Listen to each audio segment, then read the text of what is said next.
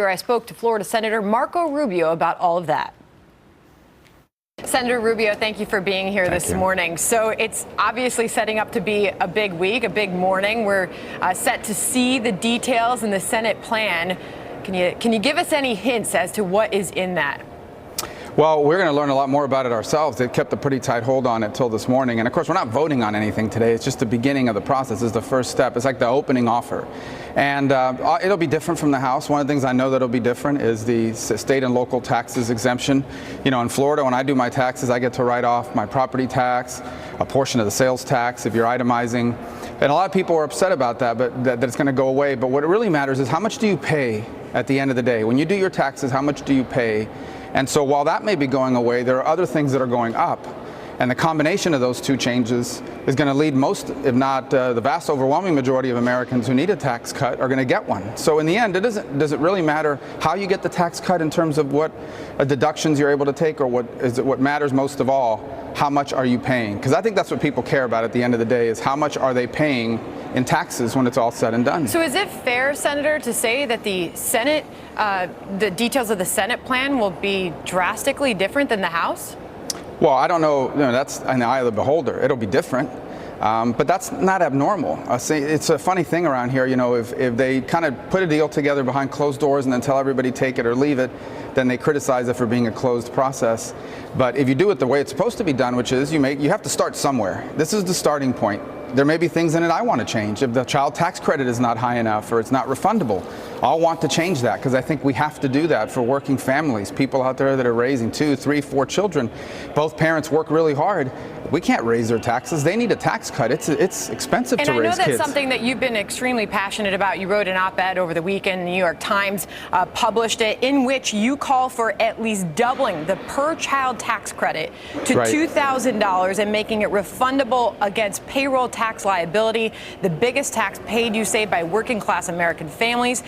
You go on to say the House tax bill released last week falls short in this regard. So will we see that, specifically that number, show up in the Senate plan? Well, I don't know if they'll get to that number, but I think it'll be better. I expect it'll be better than the House position, and we'll keep working on it. Look, if I don't like it, I can file an amendment on the Senate floor, and I'm pretty confident I have the votes.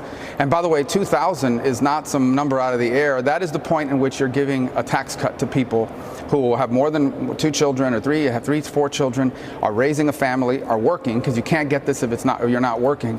Here's what I can tell you. It cannot be that it is more lucrative to not work and raise 4 kids with the government benefits that come with that than it is to take a job for $35,000 a year. That can't be, and our tax code should not encourage that. Yeah, and I think the concern of the average American right now is they saw the details of the House plan. We're waiting on the Senate.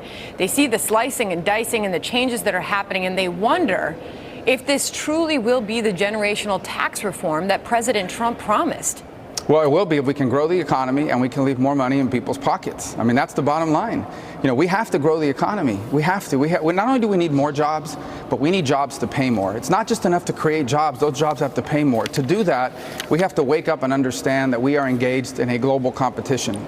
All these other countries are cutting their taxes and getting rid of their regulations so that businesses will create jobs over there instead of here. And we've waited for 25 years. We've kind of languished in that competition, and the people watching this are the ones that are hurting. And so while the price keeps going up on everything, their paychecks haven't grown. There's reports this morning that, based on what we know so far, that this is setting up for a big clash between House and Senate Republicans. Do you see it that way? I don't see it as a clash. This is the way you do legislation. Tax reform is hard. That's why it hasn't been done in 25 years. But it's not a clash. It's the way this thing works, you know. And in the end, I am confident.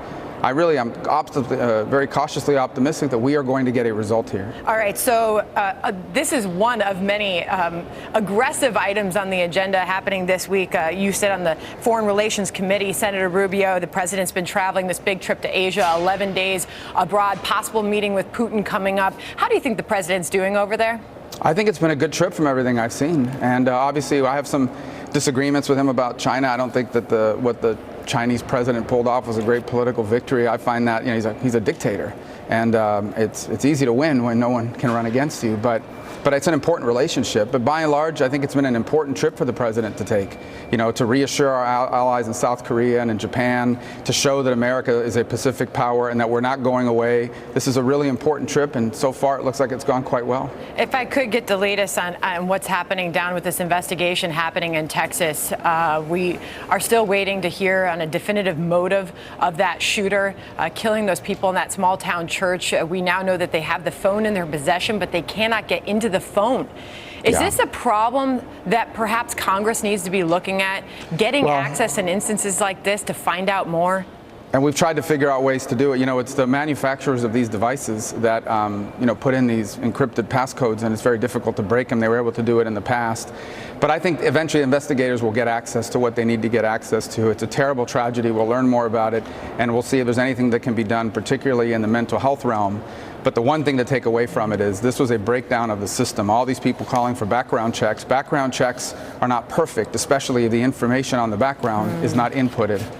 All right, it's going to be a big day. Any predictions for what the 11:30 a.m. Eastern Time hour looks like, Senator Rubio? Well, I think there's a lot of people interested to see a lot of details, and it's the beginning. I would say it's going to be a good starting point. We have a lot of work to do, but this is perhaps the most important thing we've done here in Washington in over a decade. Senator Rubio, we really thank you for coming on this morning. It's good to see you. Thank you.